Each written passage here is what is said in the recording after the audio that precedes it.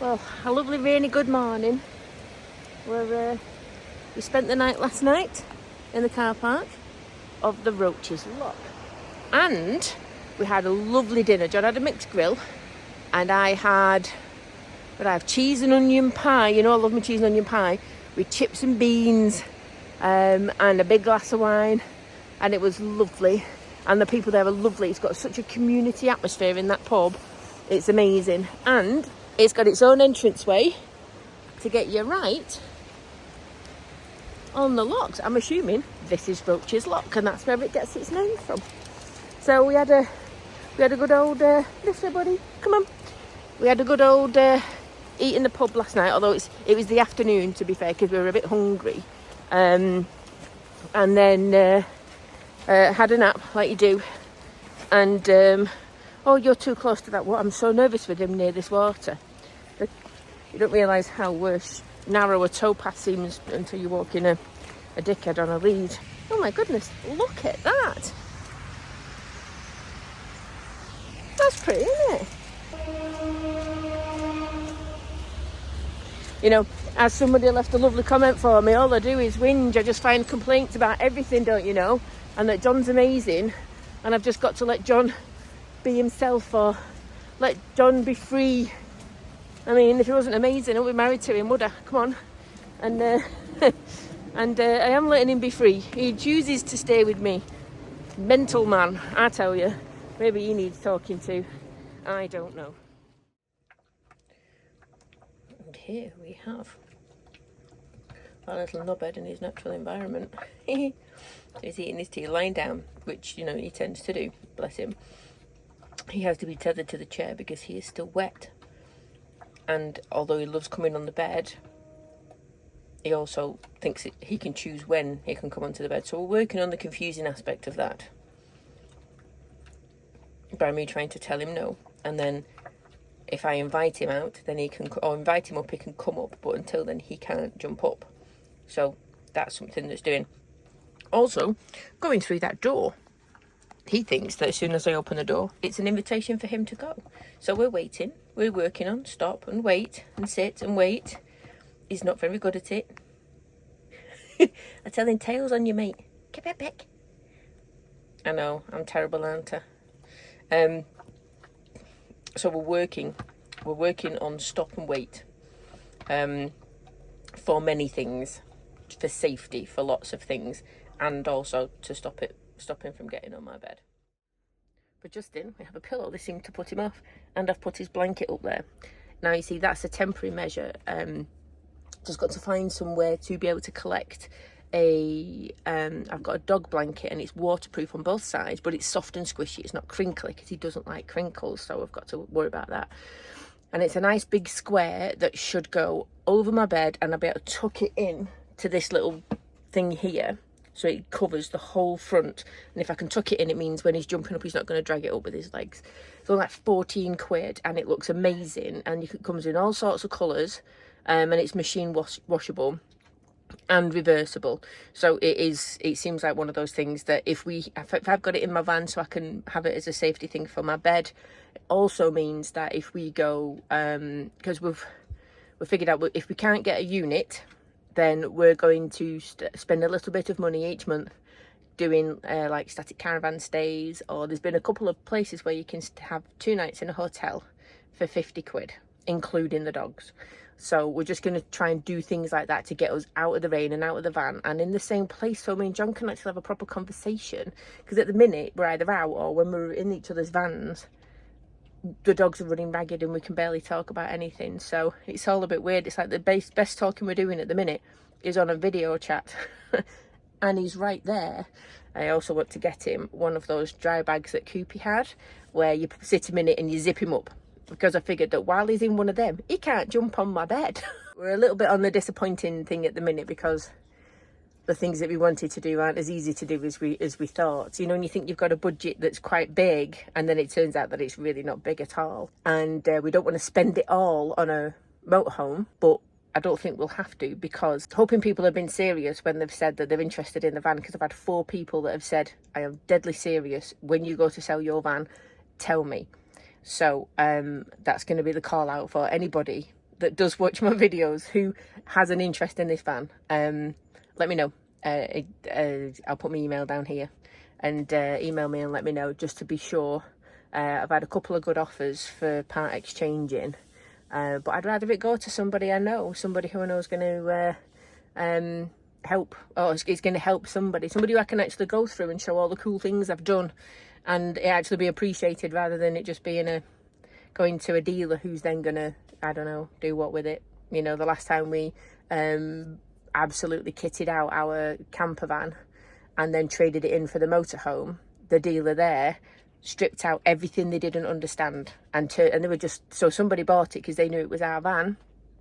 It was nothing like what we'd sold or handed in. We'd handed in an absolute ready, as you all know, off-grid machine, and they took so much stuff out of it that they didn't do it. So it's like, that's been a bit of a thing where it's like, what's the point in doing it? We know so many people who want to live off-grid, or want to be able to be out in all weathers and seasons and stuff, and benefit from this, rather than it just going to a dealer that doesn't understand. So again, why complicate things? Because I like complicating things, apparently.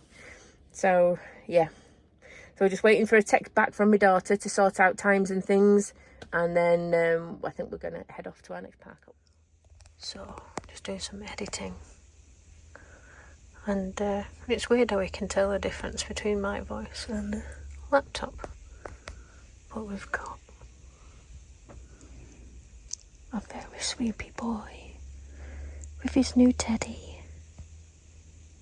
He's so sleepy.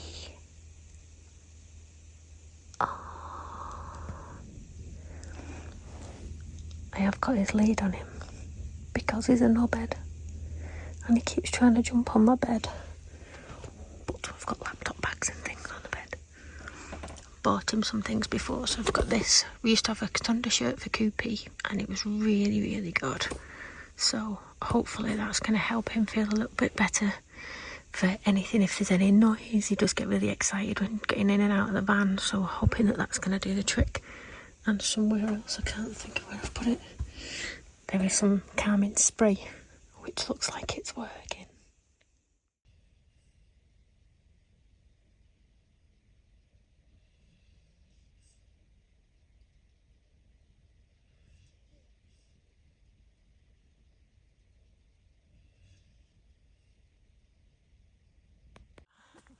Oh dear, Murphy, what's this? Murphy! Murphy!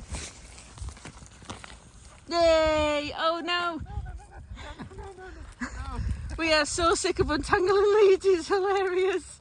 Because Murphy just goes round. And there we go, another orbit, round. Round. Oh dear me. Well, at least we're having fun. At least they're having fun. Yeah. Right, that's it now. You're both stuck. You've done it to yourselves.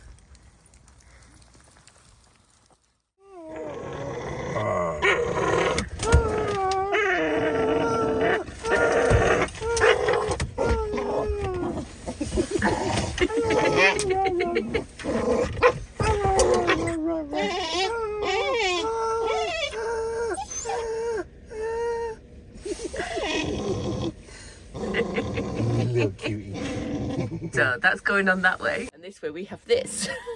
Hi Dixie. Hiya baby, you coming down? Oh, you can see mummy. Oh, hiya pudding. Hiya pudding. So this is my new waterproof top for the bed, which has worked out quite well.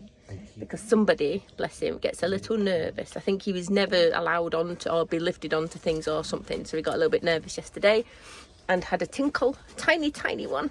And it was fine because it's waterproof. So yay! Hiya boobs! And so this van's too small for all this fun. It's too small for all the fun. And these things everywhere. But yeah, so we're just sat having a coffee and a chat. We've just been out, it's -4 outside.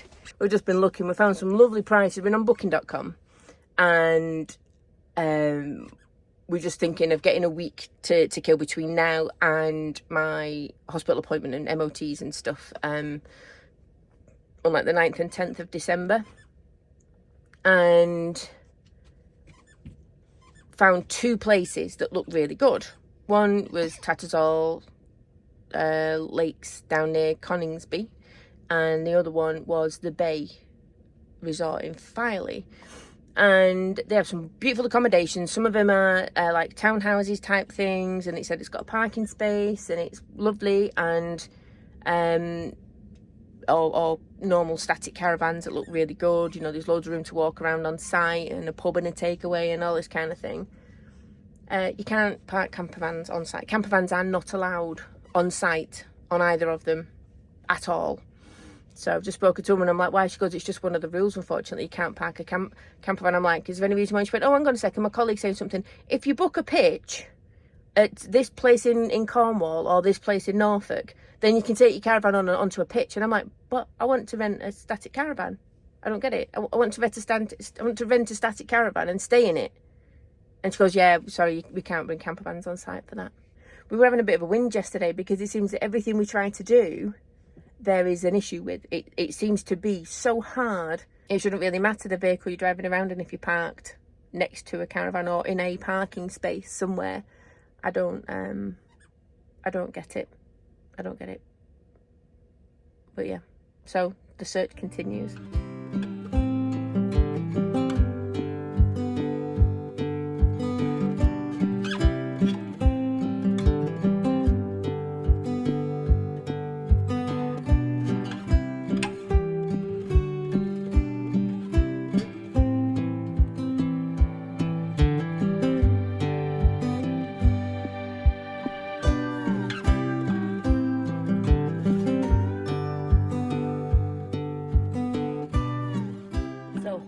To be climbing through my boot. Desperate times call for desperate measures. The Thunder jacket works so well for Murphy. He's so much calmer when we're driving, doesn't seem to want to scoot off everywhere, but doesn't seem to be restricting him enough that it stops him being himself, if you know what I mean. Just like to take it off him because it's, as you can tell, it's dark, and I start work at 3:00 and it's chucking it down, so I don't want it to get soaking wet through. So it's like, right, okay, I'll take it off him. So I have to take his harness off. He's currently hiding there, bless him. He's managed to come back again. He's not too keen on all the noises I'm making, I must admit. But I can't have that Velcro. I cannot have. It's right under his chest here. So of course his hearing is so sensitive. So we've gone rudimentary. So that's the teethy part of the Velcro. And this is the teethy part of the Velcro. So we have gone gaffer tape, no more teethy part.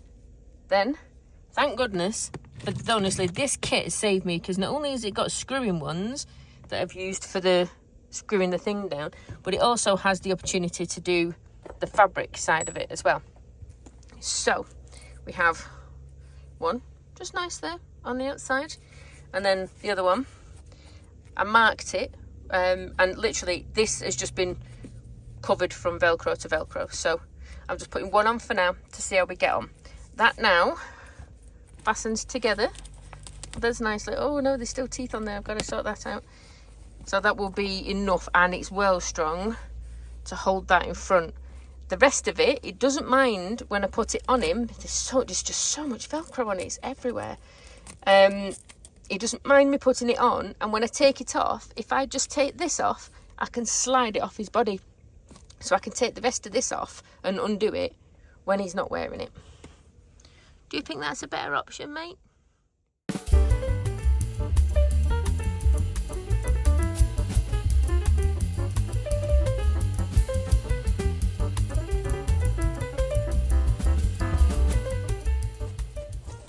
There we go. Good boy. Good boy. Right, let's see if he does his thing. You wait there a minute for me. Murphy, wait. Murphy, wait. Wait. Waiting. Oh, there we go. Good boy. Yeah, did you do waiting? Yes, a baby. Good boy. Let me go. We're going to wait for Daddy. Yeah, let's wait for Daddy. Right, so walk is done. Bit of work done. We definitely need to wash these vans. They are bogging, like absolutely bogging. So much so I've got 2 little wet Dexter paw prints on the outside when he jumped up with wet feet. So there is that. So we're going to go and get a hand car wash on the way. I think it's about an hour and a half up to the place. We normally, when we go to Boroughbridge, we normally stay in the town centre car park, which is beautiful and lovely. But there's also another place that's just outside of the way. It's like a farm with a farm shop, and they do overnight stays. So we're going to try that instead. It keeps me laughing. Anyway, so we're going to go up and try this farm shop instead. So I'll let you know, because we're checking in to the cottage tomorrow. Normal check-in time is 4, but we've spoken to the owner, and he said that as soon as the cleaning's done, he'll let us know and we can go straight there, which is amazing, because this was 300 quid. And if you do 2 vans for a week on a campsite, then, you know, it's not far off, is it? So car wash and then off to this farm shop, and I'm so excited. I'll show you around. So Mummy's come to sit with Murphy, hasn't she? Eh? We've not put thunder jacket on today because somebody had an absolute meltdown with the Velcro. So Mummy's going to take it all off, isn't she? And press studs on.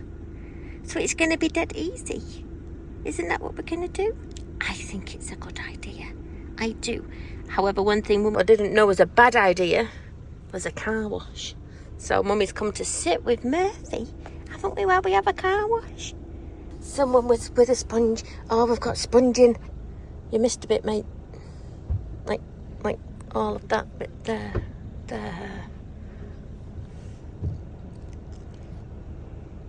Anyone else?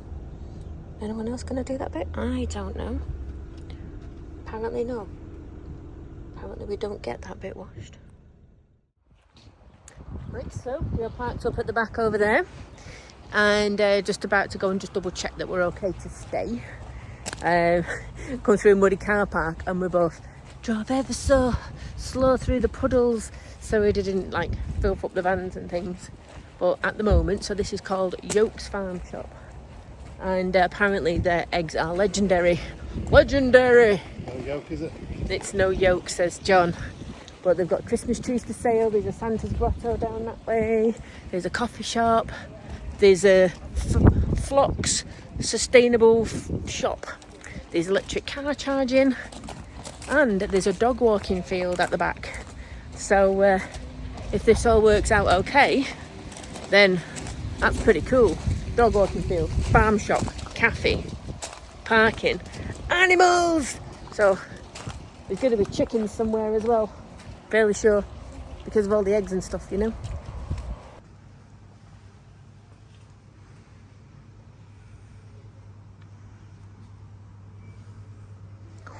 Oh, look at the little chantilly carrots. Oh my god, they're so cute. And the eggs, £5 for a tray of eggs. That's amazing.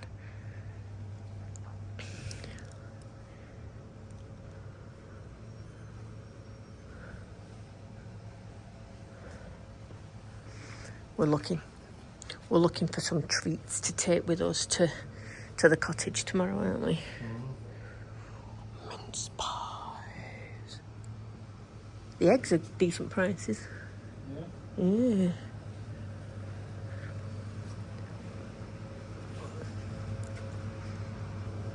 What's that? It's brownies.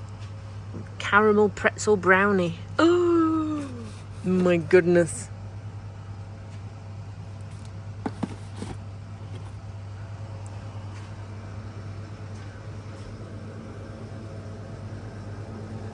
And look, get freshly juiced oranges. Pickles. Look, they got all the things. Little mini salad bar. Couple of sirloin steaks. Ooh. And they got like loads of prep veggies. All the stuff for Sunday roast. Yeah. Some chops. Mince. Right. I'm going to get serious and start looking instead of filming.